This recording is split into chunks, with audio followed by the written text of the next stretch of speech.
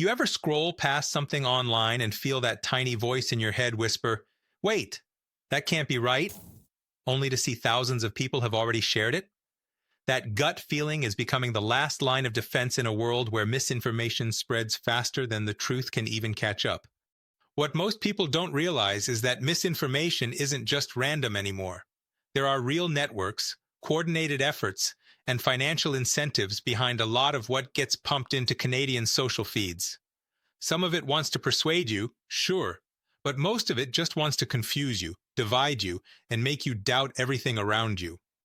The first red flag is emotional manipulation. If a post instantly makes you angry, scared, or strangely satisfied, that is intentional. Emotional shock is the fastest way to shut down your critical thinking.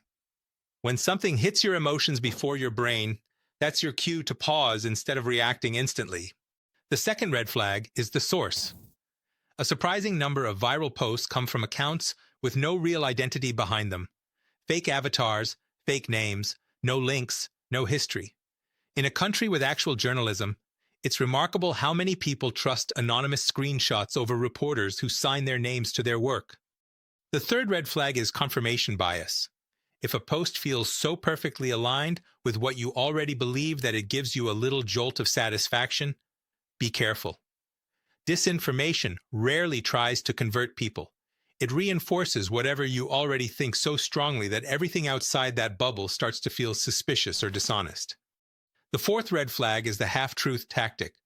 A lot of misleading posts start with something real, a photo, a statistic, a single detail.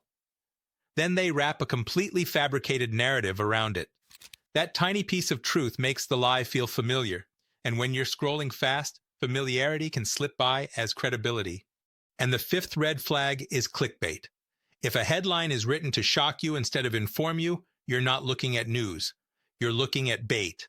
All caps, dramatic claims, impossible statements. They're designed to grab you emotionally, even if the article behind them says something entirely different or almost nothing at all. We saw all of this in action during the 2023 Canadian wildfires. Viral posts claimed the fires were part of a coordinated arson campaign, but wildfire agencies and the RCMP were clear. Lightning and accidental human causes were almost entirely responsible. There was no evidence, none, of organized arson behind the outbreaks. Another viral claim insisted that hundreds of arsonists had been arrested because of the fires. That number was pulled from unrelated police statistics and older cases. It had nothing to do with the wildfire season itself. Fact-checkers from AFP, CBC, and CTV debunked it quickly, but not before it fueled outrage, confusion, and political arguments across Canadian social media. What made those wildfire misinformation posts spread is exactly what makes most misinformation spread.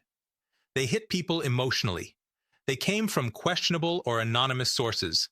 They played directly into existing beliefs.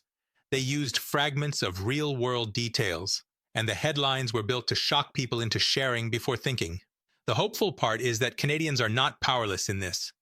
We have excellent fact-checking groups in this country: AFP Fact Check, CBC's verification teams, Radio Canada's decrypteurs, who spend their days investigating these claims and separating reality from manipulation.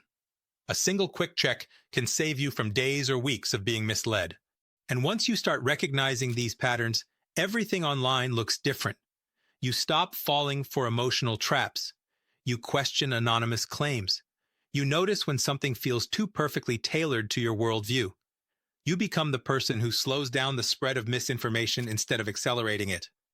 If this helped you see things a little more clearly, take a moment to subscribe and share this video. The more people who understand how these tactics work, the harder it becomes for misinformation to take hold. Thanks for watching, and stay sharp out there.